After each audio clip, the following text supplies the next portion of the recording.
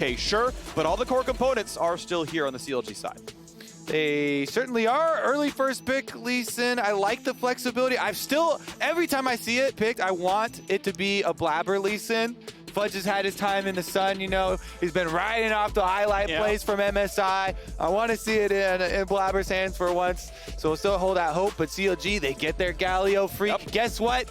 The same game plan is going to come.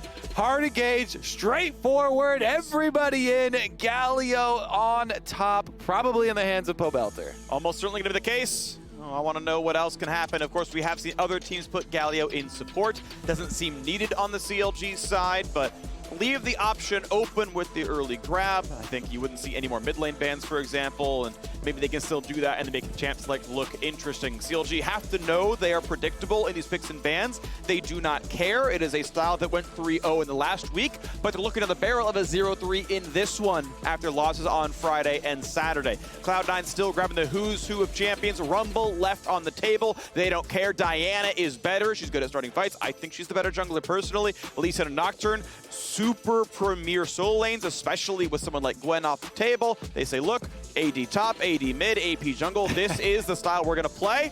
And there's the buy. Jungle OP roll, Phreak, Cloud9 pick 3 jungle champions. That's true. A boom. Yeah. You know what's funny?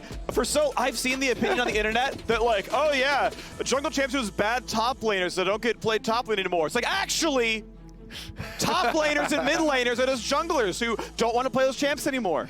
Actually, there are changes to the champions over every year, and both things have been true at different points in time, so it matters when you make these statements. Yes, it does. I like it, though. CLG right back on track with the tried and true Vi plus Galio. Big punch into big ultimate from Galio, covering the giant AoE.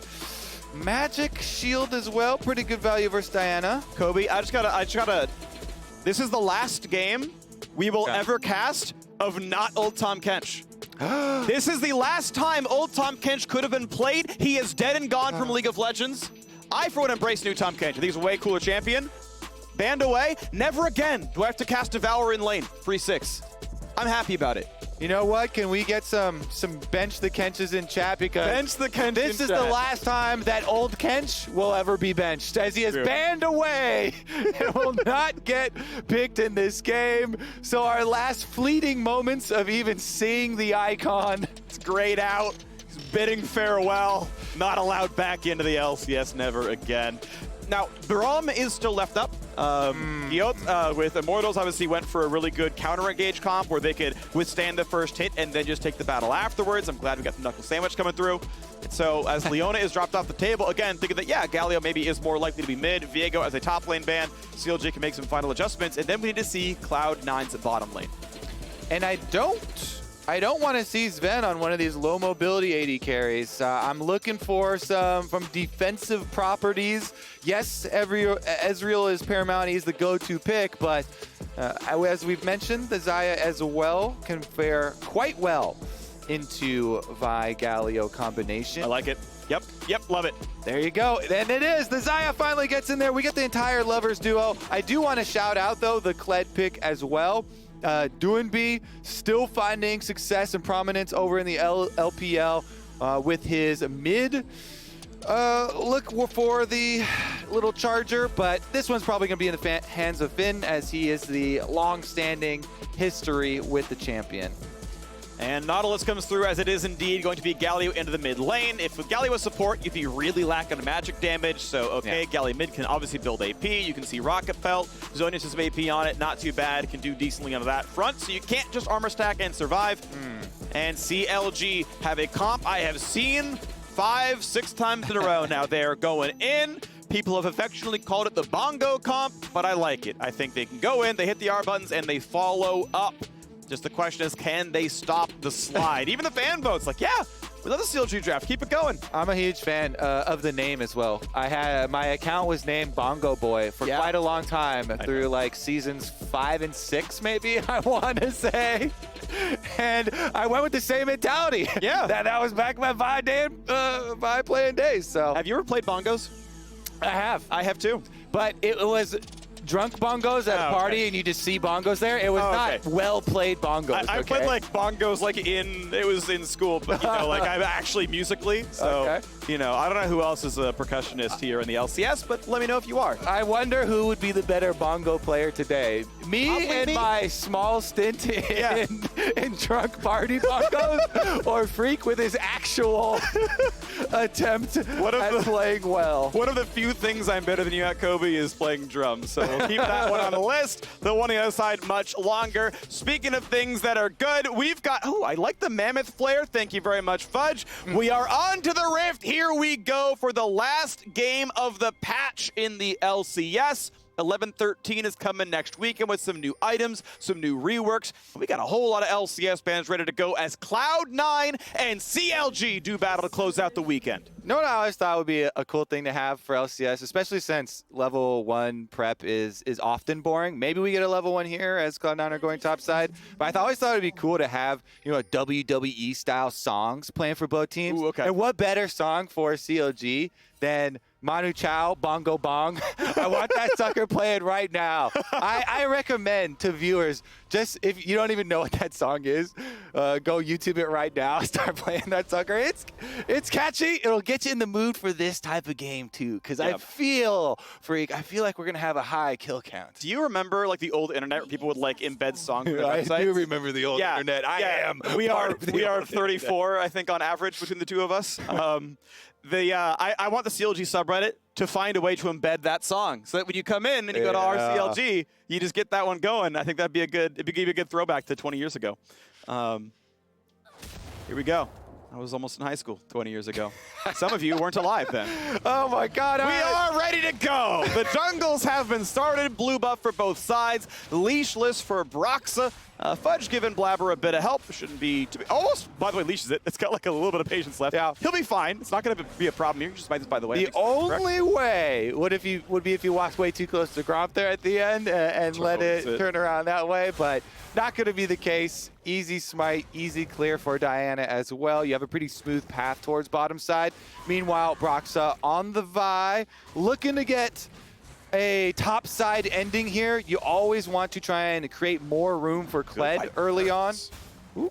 Yeah, I think Turret Shot might be worth it, though, if you think you're going to sustain up with just base regen anyway. Bot lane's trading back and forth not too badly. Finn, always you play really, really aggressive. Level 1 on Kled, you're happy to dismount. You pretty much never have lethal pressure on you at level 1 or 2. So just, like, take the dismount, trade your health bar. You're getting it back anyway. It's just, like, functionally infinite regen. It's really good. Yeah, especially because I'm pretty sure they were able to infer topside start from Diana. With the deep vision there, so they know no jungler is going to come up here, mess with you. Finn can go all out on Kled, and that's the best way to play Kled. Meanwhile, Broxah, though, sneaky little route. I believe he got... I don't think he got seen, just past all the vision. He's right behind him. Okay, here we go. It's time. Play him. Hit the percussion. We got a fight in the bottom lane. A great anchor pull. They got the Q follows. Zven flashes. He gets the first blood. Beautiful play, but the TP isn't going to mean much. Perkz gets a spell shield. He's got to flash away. The taunt, the backwards E. You showed up to the wrong party, buddy. Learn some music. 2-1, CLG off to the start. Those ain't bongos, Phreak. Those are the drums of war. CLG make the play bottom side. It was a very good reaction there from Zven, though. As fun as it is to get up on that CLG hype train once again, I think it was at least well played considering the circumstances by Zven.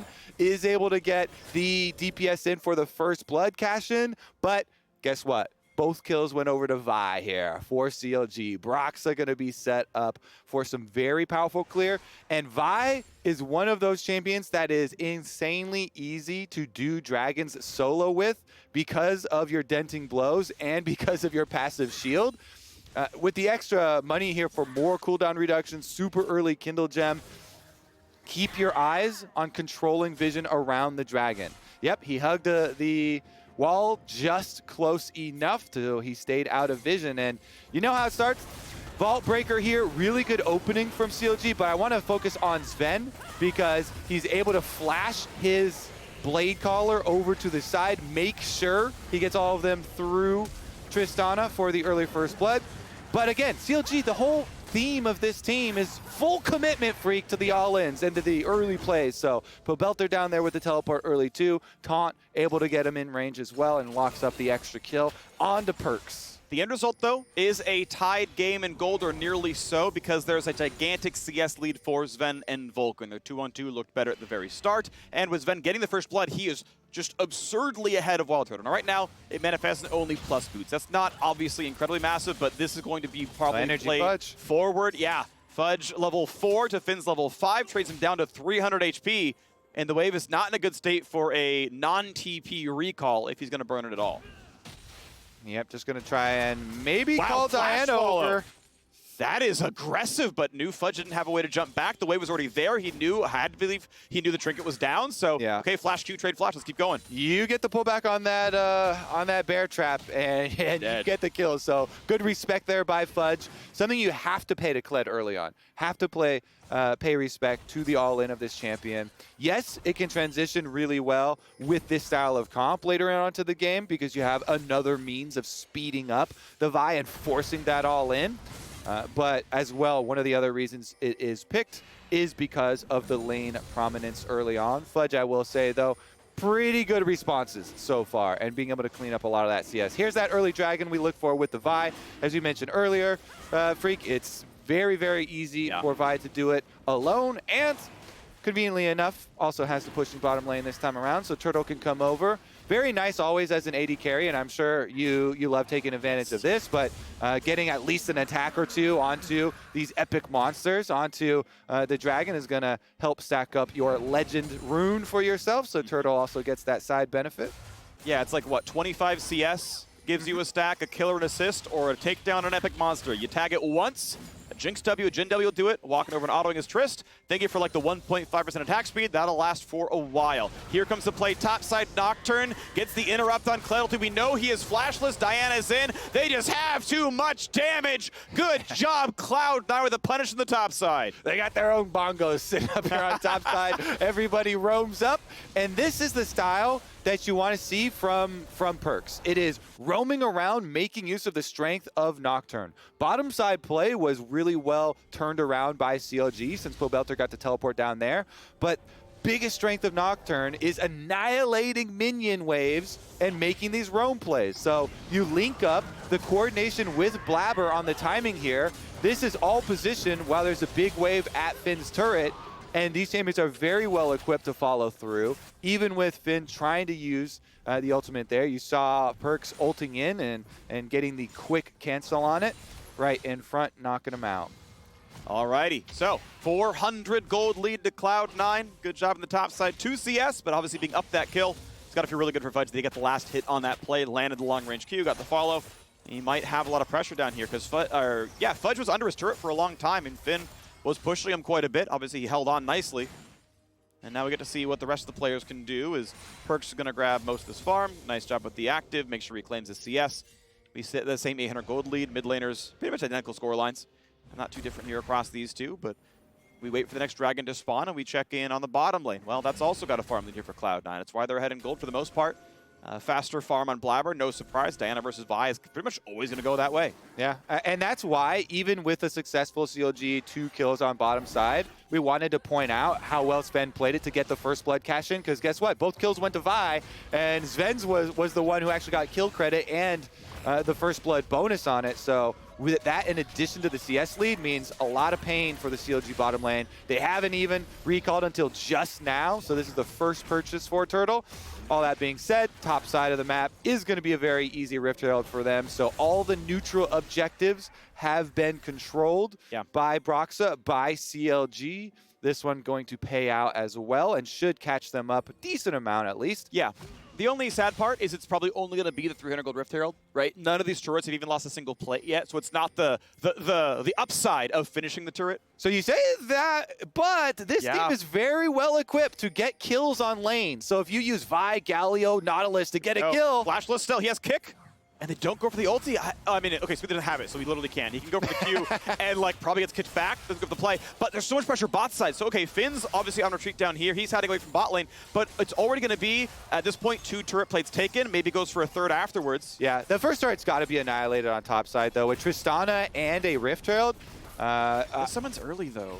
Well, I think he should have gone. still I got think he should have gone to hit with Tristana, because yeah, that Rift Herald isn't going to finish it all by himself. Is going to take a little more work. Bottom side though, you see the minion wave is cleared out, so plenty of time to work with. Like this, being a little bit more efficient, going back down the jungle, clearing out the wards. All right, so they do finish the turret. You're right, Kobe. The lane swap off of the Herald grab was pretty smart. Again, the turret's going to die a little bit slowly. They're not going to lose first turret. It's not a huge problem. They're denying CS instead. Fudge going to miss gold on that one. He's no longer missing XP. Down goes the turret. All the gold goes to WildTurtle, so, you know, shot ahead rapidly. But keep in mind, first turret gold is worth the same as basically a plate. It's 150 versus 160, so it matters, but it's not huge. If Cloud9 can get the rest of these plates down here, they'll have about as good of a play. And still looking now with Finn, Pobelter, and Broxah all having ultimates available. Yeah, Smoothie's still level 5, so doesn't get to use his yet. They have the possibility of you know, pulling off that big bongo play towards the dragon. 39 seconds left on Infernal Dragon. CLG got the first one, so whenever you hit this 45-second around that mark, you want everyone recalling, getting your control wards, getting in place so you can try and set up and really punish. Smoothie now is level 6, so he's got ultimate ready for this fight. You're looking at using those onto one of these squishier members, either the, you know, honestly, Blaber is quite a good target, doesn't have a stopwatch yet or anything, has funneled all his money into finishing Riftmaker before this fight, so a lot of combat power, no boots for himself though, so if you catch him in, you know, out in the river, doesn't have much move speed at all to get away from the engage. All right, CLG dives on in, Fudge shoves in the wave, he's got recall started and TP available, he can join in. We know that the rest of C9 are sticking around as well. Finn gonna see that TP. They know exactly what's going on. He can do a little bit to damage him, but this is gonna be a full-on 5-on-5. Perkz waiting in the wings, gets a full reveal. Nice job with the Scryers. Blooms to spot this one out. Does CLG still feel good? Galio, of course, gonna dunk over the top. Broxah gets started out. Smite's gonna be big for both junglers. 900 is gonna be the number. When does the fight begin? Here comes Kled to the backside. Fudge gonna mark that one. Nocturne turns out the lights. Here's the first dive. A knockout comes in. Galio, when is he showing over the top? The health bar's getting low. Perkz just in a bounce house right now. Broxah forced to get away. Perkz flashing out. And Finn has to flash to get away as well. So soul lanes for both teams have lost that summoner spell. CLG letting the Scuttle Crab heal on backup. Finn should not die under the turret, but CLG do not look able to win the battle. So Cloud9 group up. Fudge goes for the play, the kick, the follow. Cannot find it. Has to go back out, loses flash, but all that said and done, Cloud9 get the dragon. Yeah, CLG did not learn from Napoleon. They're fighting a war on two fronts, and they lost both fronts, Phreak. Big props to Cloud9 on being able to focus fire. You saw Fudge on the bottom side winning the 1v1 with Finn. He deflected the Kled ultimate, then all of Cloud9 turn on Blaber's big engage. Perkz immediately Nocturne ultimate going in there. So they win the early health exchange on Finn on the bottom side front of that war, and then top side, they win with the AoE Diana engage, Nocturne on top, forcing Broxah to queue out. So no blood shed there, and yet a huge resounding victory for Cloud9, grabbing the dragon. Alrighty, Mythic's coming across now. First major item's going to be completed, mostly post-combat. Again, as you mentioned, Blaber did have Riftmaker, but he was the only one with anything. As Kraken Slayer and Essence Reaver come through for the marksman, the early first blood for Zven and Farm lead somewhat tempered by the fact that, yes, CLG did get the turret, and Cloud9 has not answered all those plates or that turret yet, so the turret gold, meaning this game is close as far as the wallets are concerned. Dragons 1 for 1, and nice. Pobelter got in range to claim that turret, plate some more money in the pockets. Plates falling in 30 seconds, and now the marksmen are sitting in mid lane, clearing back and forth. Honestly, Xayah Rakan is a really easy and safe shift towards mid too, so putting Zven Vulcan here to hold mid lane for Cloud9, going to do wonders for them. They do see the wards starting to get cleared out. They know that the Galio ult should still be down from last fight, so they just retake here. Pobelter's around, good smite. It's going to be Blaber claiming red, no problem. Couldn't quite hand it over to Zven. That's not going to be a huge issue, but here comes the dive. They want Diana, and she may just do what her first syllable says. No, just barely. Vulcan will drop. Traded back, 2 for 2 so far. Pobelter, his days are numbered, and it's Cloud9 who wins that fight +1. Woo, the blade color's doing a lot of work, Phreak. They get Blaber, but a huge cost for CLG because not only do they give up the extra member, but again, you give up priority on the map. So many wards invested in this red quadrant of the jungle. Look at how CLG just lit this thing up. And yet, big response there from Cloud9. Nocturne is such a good pick versus this team because you have instant traversing over the rest of this jungle, getting the extra kill here. Blade Caller is huge for all this AoE damage on everyone stacking up when it is an all-in bongo-style fight. Here's another look at it. Everybody in all these melees, and you see Zven piling arrows in, and then he offensively uses his ult to rip it through. The big AoE comes on the backup as well. You get Diana AoE, then Perkz come in, Q, Nocturne passive auto, but he's under attack now. In the air, knocked up, taunted, and shut down. Turtle gets double buffs, Turtle gets 300 gold. Back on the table, CLG keep the game within 500. See if they can do anything with it, though. Maybe push in and try and take down this bottom turret. Tristana with the explosive charges should be able to finish that one off. Smart to wait for the wave when you press E, so here we go. This way you one-shot the caster minions, you get most melees really low, and you get the easy CS, it just saves you a lot of time. You're only ever going to use the E once this whole time, so good timing there. Smart heads-up play. Any good Tristana upgrade was fun, but bring it up. Yeah, he's a very rich man as he keeps going on forward. There we go, 1,000 gold ahead of Zven. Donating turrets to your marksman, oh, it's going to pay itself forward, but the fight still have to look good. All right, in exchange, opposite side of the map play there for Cloud9. Honestly, whenever we see those power plays, which is a term I really like adopting from hockey, when someone goes in a penalty box, that's basically what dying is in League of Legends. Yeah. Because you're off the map. You made an oopsie. Exactly. And you're gone for about a minute. Watch your mouth as well while you do it, Yeah, Don't all out for a lot longer. Don't all chat as you're walking back to the penalty box. You know what you did. Yep. Meanwhile, the rest of your team tries to take the other side. They respect the power play from CLG on bottom side. They give up the bottom turret, but they at least get something back on the opposite side. And second Rift Trail doesn't have quite the same impact as the early one does, but is going to be something. Kobe, I will tell you, I will say top diff every time when it's like, we win, but our top laner's feeding. Yeah. But it's like my friend, I don't do it to randoms, but I will let my team know. I have full confidence that you will pull any sort of insult or any sort of joke in that manner when you're playing with friends. Yeah. Regardless of the outcome or regardless of the context of the situation. Doesn't matter if it's right. Phreak's ready to fire away. I am. I will flame every friend relentlessly, and even if they don't deserve it. Alrighty, onto the map though. Cloud9 looking pretty good. They cracked mid lane outer, and now they're gonna look for a kill. Bottom side, good Q into flash. That's a pretty good escape for Broxah, but it's flashed down. Does that matter? Keep in mind now, without Nocturne ult, this could also be a meaningful cooldown that Cloud9 are missing as CLG pile in looking now for this Mountain Drake. And you see that positioning, not that great. A Mountain Drake is the tankiest of the four. And no, doesn't matter. This is good. CLG, it was a nice tip by Cloud9. Really, really good disengage by Broxah. And then as they collapse back down, it's just theirs. And you see the call too from Cloud9. It's another one of these accepted changes. They teleported Perkz up to top side.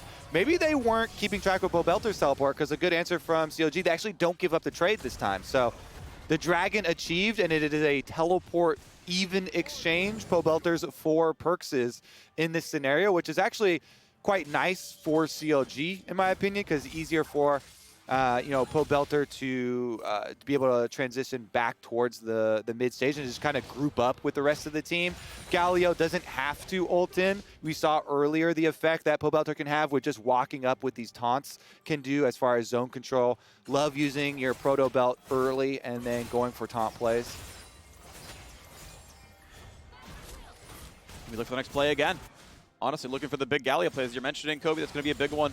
But what's nice is kind of both these teams definitely have the tools to start fights out. We've seen Perkz try to lead it off cross-map. Obviously, Vulcan on Rakan can certainly engage nicely as top is under fire, and it's a 3v1, so yeah, they're ready to go in right now. Taunt, rocket belt backwards. There's not enough follow-through. Oh, a great setup there. That was so good by Perkz. He gets past him with the stride breaker, freeing him back into the team, and that was enough follow-through. Really, really well done by the Cloud9 mid laner. The follow-through is there, but CLG able to keep going. Tristana with her third straight solo turret gold continues to be rich here. WildTurtle on 2 full items is the man to watch in this game.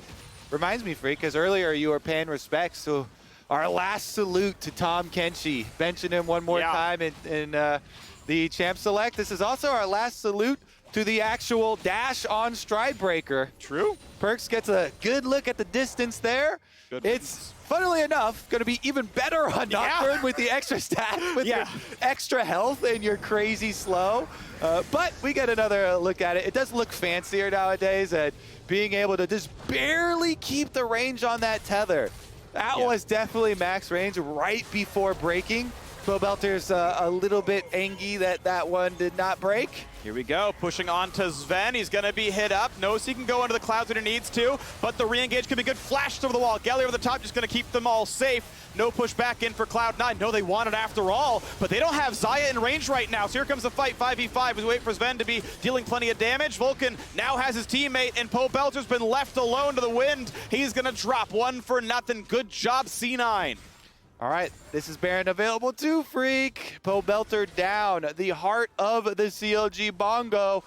See if they actually go for the recalls. They're so low health here. Cloud9 definitely fish around for some Qs here from Fudge. Their turn definitely available, but they don't have any ultimates. Fudge caught. Fudge almost dies. Jumps back to his team. 100 health left. Baron's going to help him. Gets another shield. Finn is around, but they can't take the fight just yet. But is enough to force the disengage. Honestly, C9 are so low, there is no way to keep going. So, good job, CLG, to get the damage. Yes, the reset from Finn is enough to scare them off. Full health Kled comes through at the gates of that Baron with the exchange they had behind it.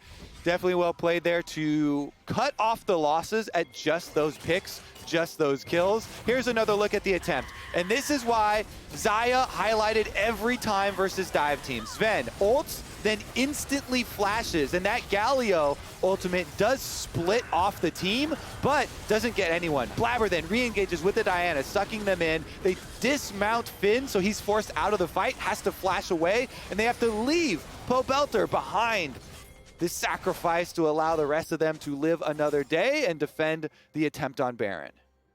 Turtle just on his way to his next item, though. We're still going to keep tracking this Tristana. Worth noting, though, Gale Force in for Zven. Love that choice. Mobility, I think, is arguably more valuable than the shield. If he's that much of a target, he's probably dying regardless of health pool, but if he can have one more tool for dodging a VIQ or one more tool for getting out of range with Galio, that's probably going to be more effective. If he's alive, he's going to kill. I like the choice.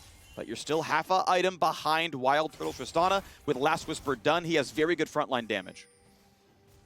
Certainly does. 30 seconds left on this Dragon, too. We might get to see it in action pretty quickly here. Galio ult about to come off of cooldown, so CLG going in. Ult pop, decent damage onto Finn. Will lose the first half of the passive. Now going to go right back for more, but the burst is in, and he's not going to survive. But there's a turret just hitting Fudge. Gore drinks his health back up, and Vi can't quite do the rest. He survives it.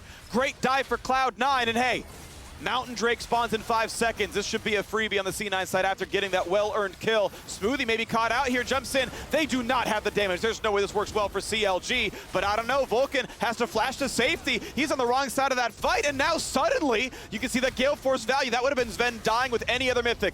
Pobelter wants in, gets some poke. He's got to run away. I can't believe CLG found a way to get that fight to work in their favor.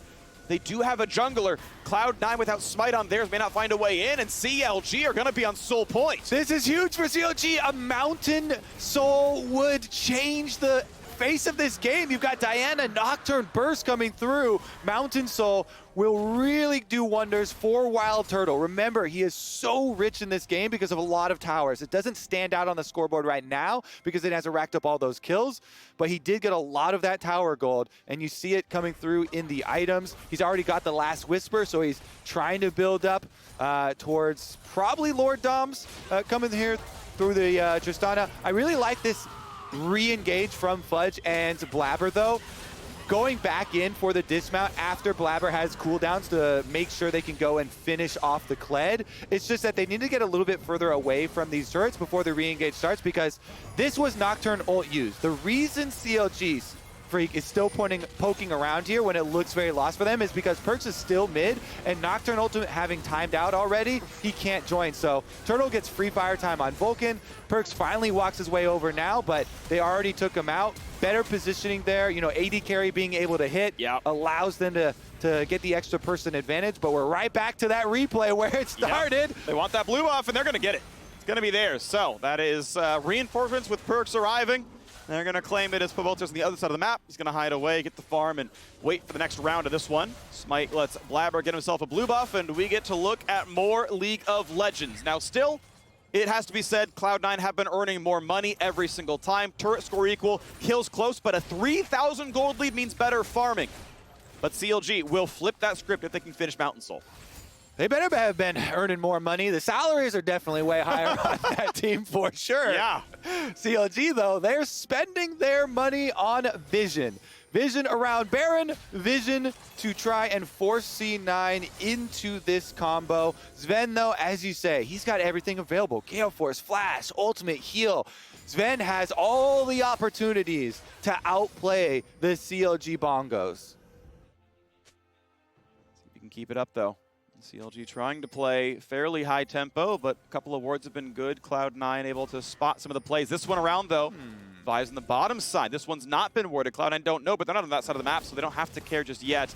No easy targets here. On reaction, Cloud9 are almost always going to be fine, but it looks like they want it. They're going to run forward. Here comes the dive right away. They find Rakan. One who can't get away easily, but no, able to jump back to his team, so Galio can't finish. Diana comes in at 3, pops the Zonias. Into the back line goes Nocturne. A jump back, but still a fear on the Tristana. Blaber dangerously low. Pobelter going to be dropping soon. Tries to run away. One more auto, and Zven finds the kill. Is there enough of a re-engage? In goes Fudge. Big shield. And it's fun. Forced away as well. Finn can't make the rest of it happen. Everyone gonna stay alive. 5 versus 4. Cloud9 get the 1 kill. The layers to Cloud9's teamfight are so beautiful to watch, Phreak.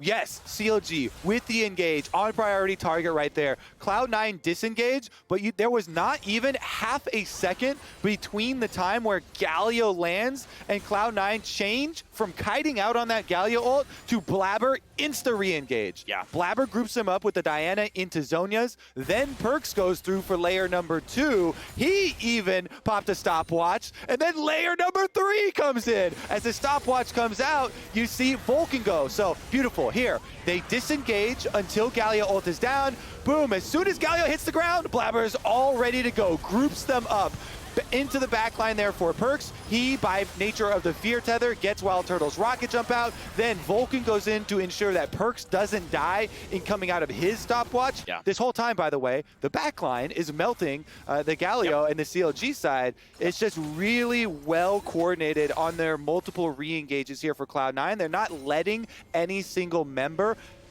be hung out to dry on the front lines. There's so many small moments in these fights. You can go over these fights like 100 times and find something new every single one. In this case, okay, Vulcan primary target, but they couldn't quite finish locking him down after the Vi ult ended. He was able to jump back to his team, W backwards, suddenly he's out of the chain.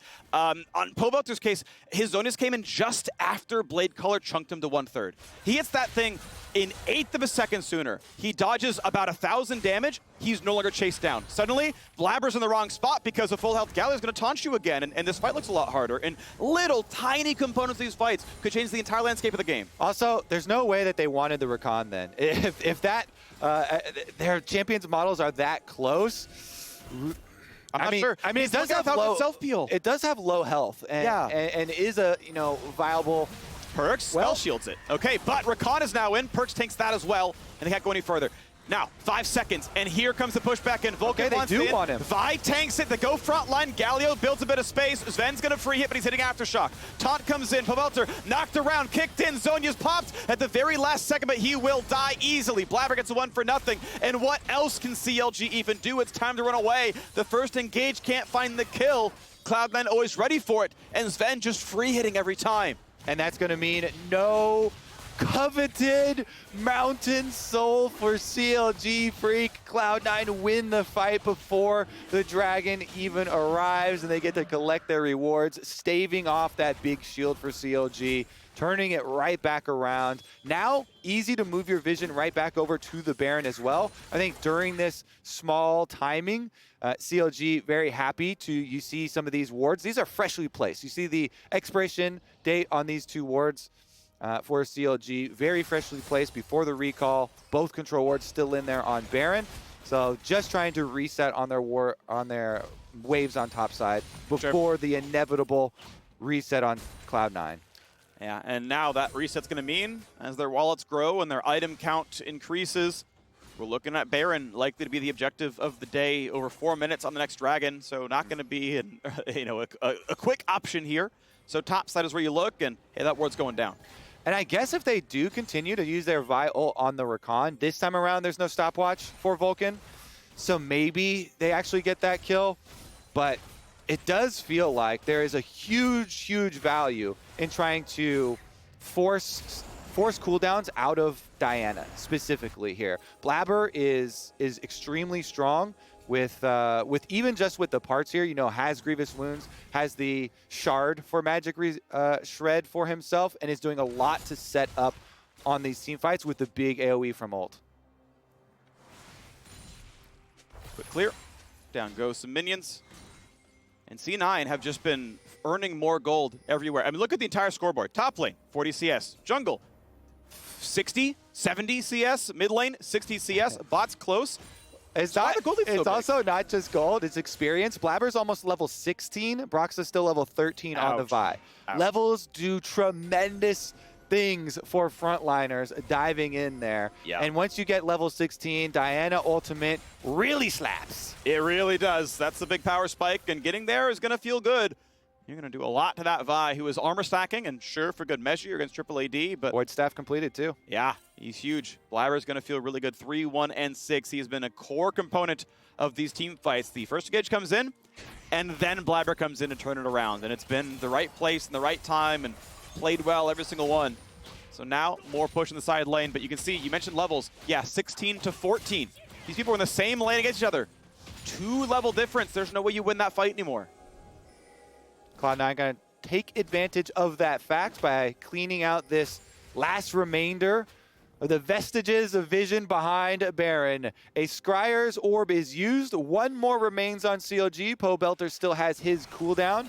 Cloud9 have very, very good turn off of Baron. It goes without saying. So many dashes here. Nocturne plus Rakan possibilities of picking a CLG member off as they try dangerously to get their vision of Baron back. Well, taking a look at the game overall, I gotta say, it is cool that CLG have their style, but it seems like 1 week's worth of effort and thought and processing has given 3 different teams the tools to play around it. Maybe you already expect C9 to beat CLG, but the comp fits the counter-engage against CLG. Honestly, I would be tremendously disappointed in the rest of our teams if they were not prepared and did not come in with these counters, because it's so easy to start to list all these, you know, anti-dive champions. Xayah, Tarek, you know, Swain even, Tom Kench, all these things, very, very valuable and should be used when you know what strat they're going to be looking for. Nice move in for CLG though. Again, they haven't given up in their attempts at face checking and keeping track of this Baron. It's during a Cloud9 reset, so they take advantage of the small window where they can move up there without giving up a pick. 1 minute on Dragon. You can be a little nervous on Cloud9's side because, you know, if you win a decent fight, your upside is Baron, which is very good. If you lose a decent fight, your downside is Baron and Dragon Soul. So there's something that tweaks the equation very slightly until you get this Dragon off the table that makes you feel a lot more comfortable. So we might see a little, just a touch more passivity out of Cloud9. They found a good fight, sure, maybe they'll take it, but they just know the downside of a lost fight is slightly higher than in another point in time. Mid pushed in. Yeah, by Turtle. Should be pretty easy side wave control for Cloud9. You see Perkz on top side. Nocturne has both ult and teleport available, so you get the 2-for-1. You pop your ult, you use your teleport. Nobody else can teleport afterwards, and then you can still reactivate upon arrival at that dragon. 13 seconds left, and CLG all of their vision resources constantly being spent at this Baron means that it's so hard for them to do anything about the Dragon, and you kind of have to let that one walk away unless you face check brute force in. Cloud9 looking for the collapse, though. Blaber might get hit. They want Nocturne in. Whoa. Here we go. The dive comes across, and instantly, Vi has been deleted. The rest of this fight's going to look good for Cloud9 as well. 2 for 0 already. One traded back, but no. Just the Zonias, maybe a Guardian Angel, nothing else. Feathers don't hit much of anything, but Perkz going to find himself an easy kill on a Pobelter, most likely, as he chases him over the wall.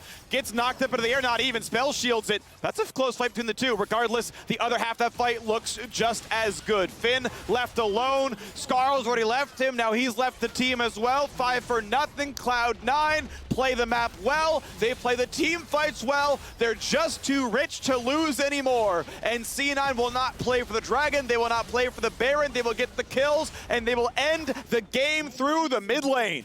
Clean ace there for C9, and that means nobody's around to see the Nexus turrets fall. Good job, Cloud9. 19 wins as they close out this week. The climb back has to begin somewhere, and a win over CLG will help with that one. Certainly will. The most important step is not the first Phreak, it is always the next. Yes. Yes, absolutely. They got to keep this one going up. I'm sorry, CLG. Last week was 3-0, and I'm excited to see the style. This week, though, 0-3, and, well, is it just play? Is the comp unwinnable now when teams are ready? I don't know, but Cloud9, the defending LCS champions, back on the exact same roster they won the LCS on. They win a close game against CLG, but they have, I feel like, still a lot of improvement to go. I think a lot of people would be on board with that because the bar is set so high for Cloud9. I honestly think everybody agrees. Yes, there is a lot of room still to go, a lot of work to be done for this team because this was our team that won Spring, our MSI representatives. They want to be Worlds representatives for us. They want a championship. They want a banner up there. You got to win the LCS. Perkz said 6 trophies in 2 years. That is a lofty goal to set for yourself. It's a good one. Can't be dropping trophies left and right if you want to keep up. I will also say for CLG, while yes, it seems like every team now is coming in with prepared answers for what they've shown, which again, we'd be disappointed if they didn't. There's an opportunity to innovate just next week. Yes, of course. A lot more strategies may become available. Get yourself out there. I know Finn is going to be willing to play some split pushers. I want to see if you can push the boundaries here because that also keeps the rest of the teams on their toes. It keeps the rest of our teams thinking and being creative and trying to deal with these things. So it forces more innovation. Right, and just to tunnel in on the CLG innovation point, because I think it's an interesting one, right? They still got the 3-0 week. Like, you can't just be like, well, they lost today, so clearly it wasn't good. It's like, did you see them crush everyone the time before? Like, they're one of 2 teams to beat 100 Thieves. Every other team hasn't done that, right? Like, there is something to be had. So, I want to see, yes, indeed, what they can do next week. If it has to change every week, hey, if they're the innovators, they can make it happen. Now, well done, well played to Cloud9. We're heading over to the stage to join Dash and Zven for our Verizon post-game interview.